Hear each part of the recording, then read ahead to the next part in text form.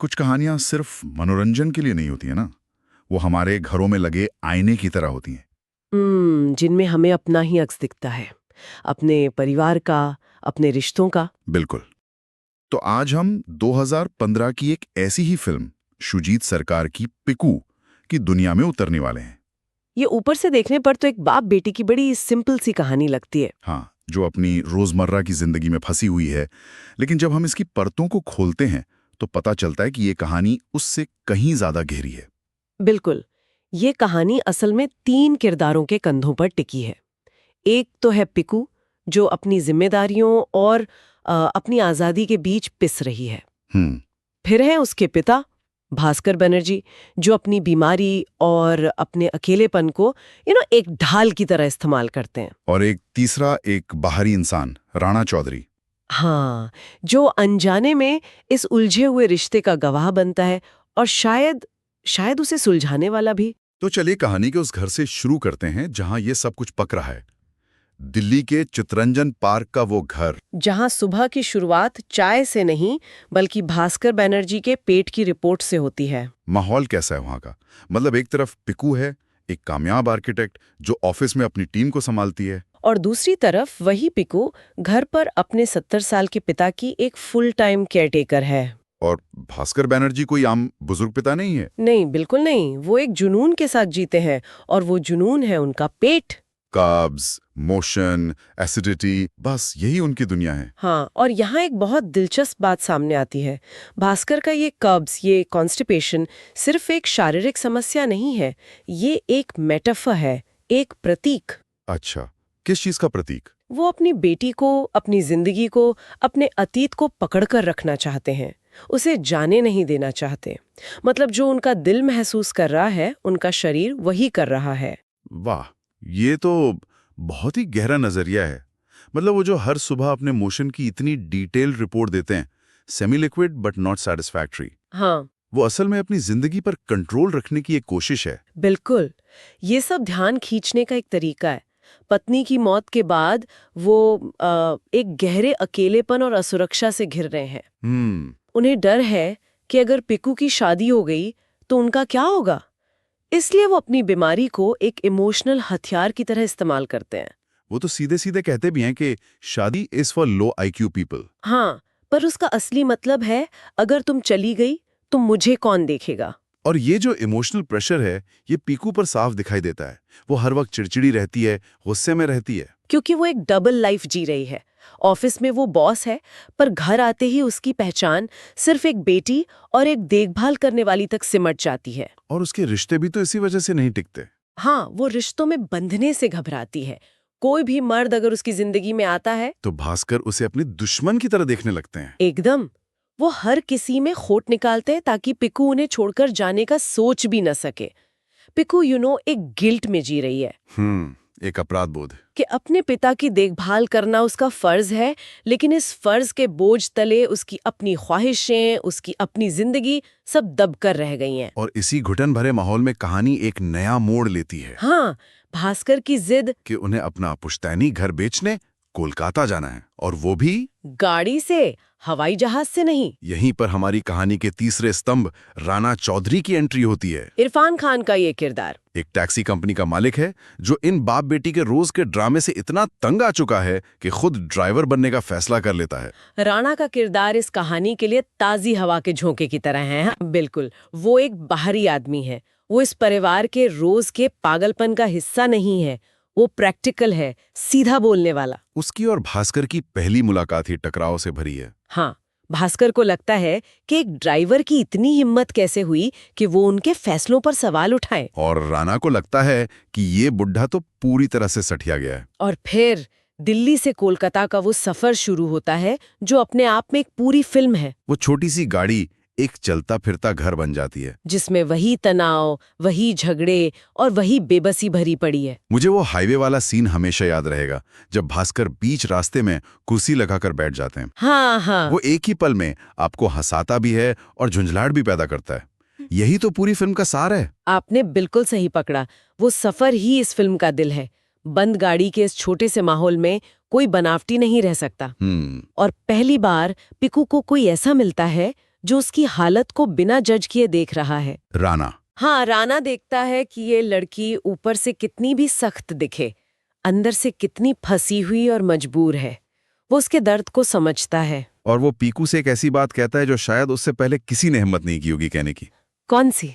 जब पीकू अपनी जिम्मेदारियों का बखान करती है तो राणा कहता है, मौत और शिट, ये दो चीजें कभी भी कहीं भी आ सकती हैं। सबको सिर्फ अपनी जरूरतें दिखती हैं।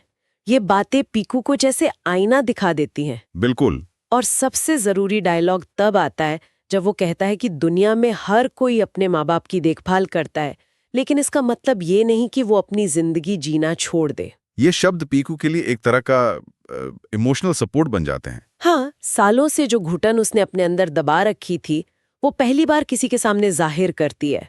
वो मानती है कि वो मजबूत नहीं है, वो थक चुकी है। और यही से पीकू और राणा के बीच एक बहुत ही खूबसूरत और खामोश सा रिश्ता पनपने लगता है। ये कोई टिपिकल बॉलीवुड रोमांस नहीं है। नहीं, बिल्कुल नहीं, कोई गाने नहीं बजते। ये समझदारी, हमदर्दी और सम्मान का रिश्ता है। दो लोग जो अपनी अपनी जिंदगी की परेशानियों से जूझ रहे हैं, एक दूसरे में एक खामोश साथी ढूंढ लेते हैं। और इसी समझ के साथ ये सफर उन्हें कोलकाता तक ले आता है। लेकिन कलकत्ता की हवा में दिल्ली जैसा तनाव नहीं है। वहां यादें हैं, एक सुकून है। भास्कर भी अपने पुराने घर पहुंचकर अपनी पुरानी गलियों में साइकिल चलाकर एक बच्चे की तरह खुश हो जाते हैं। ऐसा लगता है मानो सब कुछ ठीक होने वाला है। पर कहानी यहाँ एक बहुत ही शांत लेकिन बहुत गहरा मोड़ लेती है। हाँ, एक सुबह भास्कर बनर्जी बहुत अच्छी नींद सोकर उठते हैं। उनका पेट साफ हो जाता है और वो जिंदगी में पहली बार पूरी तरह संतुष्ट महसूस करते हैं। और उसी संतुष्टि के साथ वो शांति से दुनिया छोड़कर चले जाते हैं। और उस सीन की जो सबसे बड़ी ताकत है वो है उसकी खामोशी। बिल्कुल, कोई मेलोड्रामा नहीं, कोई चीख पुकार नहीं, कोई लाउड बैकग्राउंड स्कोर नहीं। बस एक सन्नाटा जो मौत की हकीकत को बहुत असरदार तरीके से दिखाता है। और इसके बाद हम पिकू को देखते हैं जो पूरी तरह से टूट चुकी है। उसे एहसास होता है कि जिस इंसान से वो हर रोज लड़ती थी, जिससे वो तंग आ चुकी थी, वही उसकी पूरी दुनिया था। और यहीं पर फिल्म का सबसे बड़ा कॉन्ट्रडिक्शन, सबसे बड़ा विरोधाभास सामने आता है कि पिकू अब आजाद है। हाँ, वो सारे बंधन, वो सारी जिम्मेदारियां जिनसे वो भागना चाहती थी, वो सब खत्म हो चुके हैं। लेकिन ये आजादी अपने साथ एक गहरा खालीपन लेकर आई है। उसका इमोशनल एंकर जो उसे हर वक्त परेशान तो करता था, लेकिन उसकी जिंदगी का सेंटर भी था, वो अब चला गया है। इस मुश्किल घड़े में भी राणा चुपचाप उसके साथ खड़ा रहता है। वो अंतिम संस्कार की तैयारी में मदद करता है,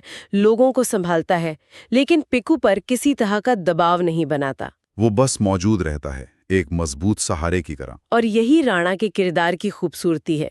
वो समाधान नहीं देता, वो साथ देता है। तो अगर हम इस पूरी बातचीत को समेटे तो आखिर क्या चीज पीकू को इतना खास और यादगार बनाती है? क्या हम ये कह सकते हैं कि इस फिल्म में कोई विलन है ही नहीं सिवाय हालात के? हाँ, मोटे तौर पर ये सही है। कोई पारंपरिक विलन नहीं है, लेकिन अगर गहराई से देखें तो एक विलन है, और वो है डर। डर? हाँ, भास्कर का अकेले रह जाने का डर जो उन्हें स्वार्थी बना देता है, और पिकू का अपने पिता को खोने का डर जो उसे अपनी जिंदगी जीने से रोकता है। सही बात है।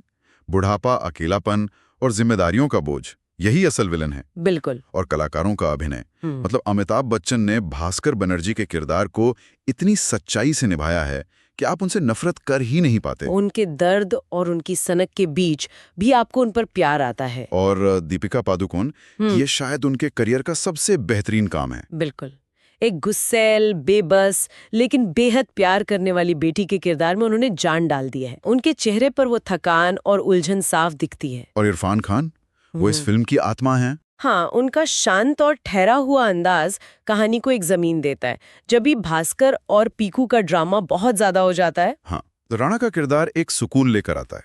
वो उस बाहरी नजरिए को आवाज देते हैं जिसकी पीकू को और शायद हम दर्शकों को भी जरूरत थी। तो आखिर में ये फिल्म हमें सिखाती क्या है? इसके मुख्य संदेश क्या है? मुझे लगता है इस कहानी से कई गहरी बातें निकल कर आती हैं। पहली, कि माता पिता का प्यार कभी कभी अधिकार जताने का रूप ले सकता है, खासकर बुढ़ापे की असुरक्षा में। और दूसरी, कि बलिदान और आत्मविनाश में एक बहुत महीन सी रेखा होती है। सही बात। अपनी जिम्मेदारियों को निभाना जरूरी है, लेकिन उस प्रोसेस में खुद को पूरी तरह मिटा देना सही नहीं है। और ये भी कि बुढ़ापे का अकेलापन इंसान को भावनात्मक रूप से किस हद तक तोड़ सकता है। बिल्कुल। और अंत में ये फिल्म उन लाखों बेटियों और बेटों से बात करती है जो हर दिन अपने सपनों और अपने परिवार की जिम्मेदारियों के बीच एक बैलेंस बनाने की कोशिश कर रहे हैं, जो एक अच्छा बच्चा होने के बोझ तले अपनी जिंदगी जीना भूल जाते हैं। इसीलिए पिकू सिर्फ एक फिल्म नहीं है, ये एक एहसास है, एक जानी पहचानी अपनी सी लगने वाली कहानी। वाकई पिकू हमें दिखाती है कि प्यार और कर्तव्य के धागे कितने उलझे हो सकते हैं, और कभी-कभी इन उलझनों को सुलझाते सुलझाते ही हमें खुद को खोजने का रास्ता मिलता है। और जाते जाते सुनने वालों के लिए एक सवाल छोड़ना चाहूंगी। फिल्म का अंत पिकू को जिम्मेदारियों से तो आजाद कर देता है, लेकिन ये एक गहरा सवाल भी उठाता है।